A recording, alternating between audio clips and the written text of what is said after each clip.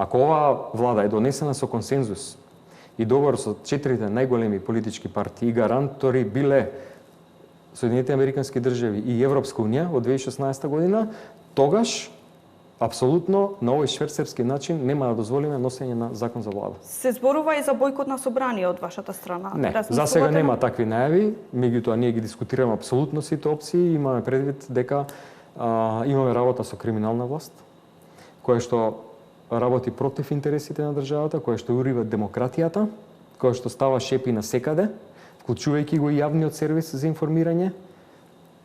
Директор на МТВ е поставен близок човек на премиерот кој што нема никаква врска со медиумите, што значи дека сакаат само целосна контрола. Ние тоа нема го дозволиме. Премиерот вчера кога зборуваше за можен бойкот на собранието од вашата страна, дури спомна и бойкот на следните парламентарни избори.